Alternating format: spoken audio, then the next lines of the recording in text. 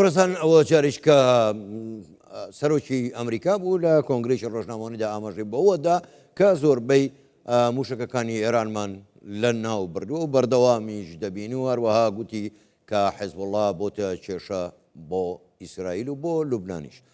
زۆر باشە بۆ ئێستاش بۆ ئەم کاتە بۆ ژووری هەواڵ ئێمە جارێککە میوانمانەیە وەکو گوتم هەموو بۆڵتنی هەواڵێک ئێمە هەوڵ دەدەین کەسانی شارەزا و سیاسەتمەدار میوانداری بکەین و بۆی قسەی زیاتری لەگەڵا بکەین سەبارەت بە ئاکامی ئەم گەنجە ڕادەوەسێ ڕاناوە دەستێ دانوستان دەکرێت یاخود نایاخود ئەم شەڕ و پێکدادانە بەرەو چۆ دەچێت. میوانەکەشمان بۆ ئێستا زۆر بەڕێز پیتەر گاڵبرێز سیاسەتمەدار و دیبلۆماتکاری ئەمریکی کە ڕاستەخۆ لە واشنگتۆنەوە لەگەڵماندایە. بەڕێز گاڵبرێز جارێکی کە سڵاوتان لێبێ و زۆر زۆر سپاسانەکەین کە بۆ جارێکی کەش بە دیدارتان شادەبینەوە بەشدارن لەگەڵمان لە ژووری هەواڵی کوردستان 24. ئەوە جەنگی نێوان ئەمریکا و ئیسرائیل و ئێران پێی نایە هەفتەی سێهەمیەوە هیچ ئاسۆیەکیش بۆ کۆتایی هاتنی ئەم جەنگە نییە. بە بڕوای تۆ ئەم جەنگە تاکەی درێژە دەکێشێ؟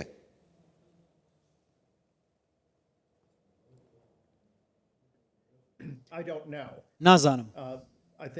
لە بڕایدام یەکەم وانە لە هەموو جەنگەکان فێری بین ئەوەیە هەمیشە لێکەوتەی پێشبینی نەکراوی دەبێت.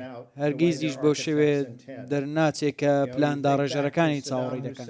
ئەگەر بیر لە سەدام حوسێن بکەینەوە کاتێک جەنگی عێراق ئێرانی هەڵگیرستان لە بڕایدا بۆ 8 ساڵ بخایانێت لە بڕایدا بوو دواتر کوێیت داگیر بکە و ئەمریکاش 2003 هێرش بکاتە سەر عێراق و ڕژێمی سەدام دەستگیر بکات لە ناوبات و سەدام حوسێن دەستگیر بکات. بۆ نمونە لە 1970 ئەمریکا لە ئەفغانستان هێرشی کرد لە بەرامبەر سۆڤیەت دواتر هێرشی 11 سپتەمبەر لە ئەمریکا ئەنجامدرا. بۆیە لێکەوتەکانیان دیار نین. یەکێک لە خاڵەکانی دیکە ئەوەیە سەختە نازانین ئەو جەنگە چەندە خەیانێت چکە نازانین ئامانجەکانی ئەمریکا چی. ئەمریکاتە نێو جەنگە بێەوەی ئامانجەکانی خۆی بەتەواوی ڕوون بکاتەوە. ئەگەر پرۆگرامە ئەتۆمیەکە بێ دۆناڵد ترەمپ گوتی لە حوزەیرانی ڕابردوو لە ناوچەوە پرۆگرامە. ئێرانیەکانیش ئامادە بوون داواکاریەکانی ئەمریکا بەجێ بگەین ئەمە بە گوێرەی قەتاریەکان. ئەگە بێت موشکی بالیستی لە ناو بووبات ئێران موشکی بالیستی نەبوو بگاتە ئەمریکا تا 10 ساڵی تریش لەو جۆرە موشکی نەبوو. بێچەکی ئەتۆمی موشکی بالیستی ئەمریکا بپێکێت زۆر مەترسیدار نییە. گۆڕینی ڕژێم زۆر جارم قسەیە دەکەن بەڵام دۆناڵد ترەمپ دەڵێ ئەوەی ناوێ بۆیە نازانین باشە سەرکەوتن چییە. هۆکارێکی دیکە کە نازانین چی ڕووداوەیە بابەتەکە تەنیا لە دەست ئەمریکیەکان نییە. زۆر باش ئێمە چونکە چاوەڕێ دەکەین دوژمنیش زۆر باشە. بەرزە گاڵبرێژ ئێوە ئاماژەتان بە خاڵێکی گرنگدا هەم ئەمریکا هەم ئیسرائیل دەڵێن ئێمە داوای گۆڕینی سیستەم دەکەین لە ئێران. پێت وایە ئەمە کارێکی ئاسان بێ و دەتوانن ئەو سیستەمەی ئێران بگۆڕن؟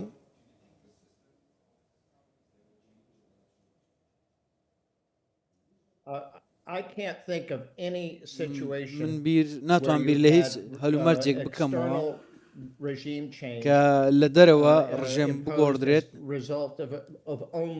تەنیا لە ڕێگەی هەڵمەتێکی هێرشی ئاسمانی ئەنجامدرابێ.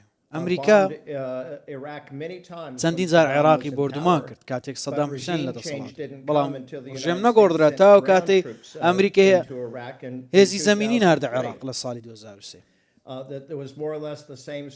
هەمان چیرۆکە لە ئەفغانستانیش بە شێوێک لە شێوەیەکە. بۆیە سەختە ببینین چۆن ڕژێم دەگۆڕدرێ بێوەی هێزی زەمینی بنێری. باش پێویستە سوپایەکی گەورە بنێریە ئێران نیش لەو بڕایەدانی مەوکارە بکەن. بەڕێز گاڵبرێز جەنابتان لەو بڕوایەدان ئەمریکا دوجار هێزی سەربازی بنێرێتە ناو ئێران؟ نەخێر. دۆناڵد ترامپ سەرکردەیەکی ئازانیە زۆر قسە دەکات بەڵام هێزی زەمینی سوپایەکی گەورە نانێرێتە مەترسیە گەورەکەش بۆ لایەنانەی کە دەکەونە لای دۆناڵد ترامپەوە ئەوەیە دەتوانێت بڵێ ئەمریکا سەرکەوتوو بوو بێەوە هیچ لە ئاماجەکانی بەدی هێنابێت هەموو شتێک ڕاگرێ و هەموو کەسانەی لەگەڵی بوون دەمێننەوە هیچیان نامێنێت چونکە مێژوویەکی درێژخایانی هەبووە لەگەڵ زۆر باش بێ دواتر ناپاکی بەرامبەریان کرد زۆر چاکە بەرز گەڵبرێز بەم دۆخەی ئێستاوە قسە لەسەر دانوستانەکرێت لێرە و لەوێ باسی دانوستانەکرێت ئەگەر دانوستان کرا پرسیارەکە ئەمەیە کێ براوەی جەنگ دەبێ و دوجار کێ دەست بەسەر ڕۆژهەڵاتی ناوەڕاستدا دەگرێت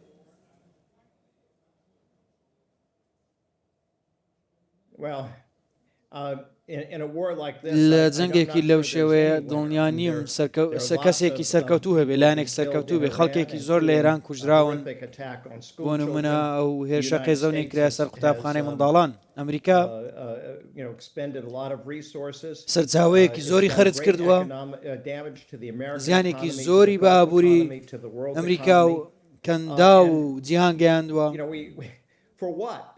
بۆچی لە پێناوچی چونکە ئەگەر لە بۆ پرۆگرامە ئەتۆمیەکە بە ئەمامانجە بەدی هات هەڕەشەی موشکی بارەس ئێمە هەڕەشە نەبوو بۆیە بە دڵنیایەوە ناتوانانی دانوستان لەسەڵ گۆڕینی ژڕێم بکەیت چونکە ڕژێم قبول ناکە خۆی لە ناو بات بۆیە نازانم لە ڕێگەی دانوستانەوە چی بەدەست دێت کە بەبێ بوونی جەنگەکە بەدەست نەداهات زۆر باشە بەرز گەڵبرێز زۆر جار ئیسرائیل یانی لە ڕێگەی نەتانیاهۆ سەرۆکوەزیرانی ئیسرائیل دەڵێ ڕۆژهەڵاتی ناوەڕاست دەگۆڕین من دەمەوێت بزانم ینی بەم پرسیارە لەگەڵ جەنابتە ئایا مەبەست لە گۆڕینی ڕۆژهەڵاتی ناوەڕاست لە ڕووی جیۆپۆلیتیکەوەیە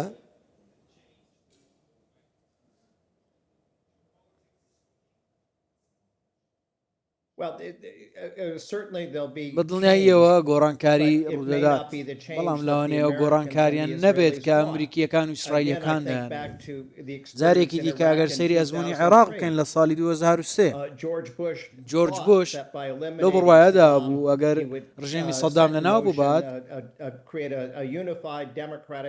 عێراقێکی دیموکراسی یەک خرا و یەک پارچە دروست دەکات و هەموو لە عێراقیەکان دەیانگوت ئێمە لەگەڵ ئەمریکای بەڵام دواتر عێراقیەکان بوونە هاوپەیمانی ئێرانیان حزبە پێکهێنراوەکان لەلایەن ئێرانەوە دامەزرێنران لە بریەوەی عێراق یەک بخاتەوە هەرێمی کوردستانیش دامەزرێنرا لە دەستور بەڵێ ئەم گۆڕانکاریە ڕوویدا بەڵام بەو شێوێ نەبوو کە بوش پێویست ئێران چۆن دەگۆڕدرێت نازان لەوانەیە ببێتە هۆی دابەشبوون بەڵێ ئەگەری هەیە سیستەم داڕمێت ئەمەش ئەو دەرەنجامە خوازراوەیە ئەگەر حکوومەتێکی دیموکراسی بێتەکە بەڵام لەوانەیە کوڕەکەی خامنەی کە کەسێکی زۆر توندڕەوترە ئەوە گۆڕانکاریەکە کوڕەکەی خامنەی خۆی دەڵێت کە چەکی ئەتۆمی تایبەت نییە بە ئیسلامی نییە بۆیە هیچ بەڵگەیەکیش نییە کە بە دوای چەکی ئەتۆمی بن 240 کیلۆگرام 400 کیلۆگرام مادەی یۆرانیۆمیان هەیە لەوانەیە لە ژێر دار و پەردووەکان بێ لەوانەیە دەرهێنرابێ نازانین چڕدا بەڵێ گۆڕانکاری دەکرێت بەڵام لەوانەیە بەو شەوێ نەبێت کە نەتەنیاهو و ترامپ دایانەوێت زۆر باشە بەرز گاڵبرێز ئێوە باسی عێراقتان کرد باسی عێراق بکەین کەواتە ئێستا بۆ خۆشە داگاداری میلیشیا لە یاسا دەرچووەکان میلیشیا چەکدارەکانی عێراق تا ڕادەیەک عێراقیان لەم جەنگەوە گلاندووە پێ دوایە دوجار ئەمریکا و ئیسرائیل کاردانەوەی توندیان بەرامبەر عێراق و میلیشیاکانی دەبێت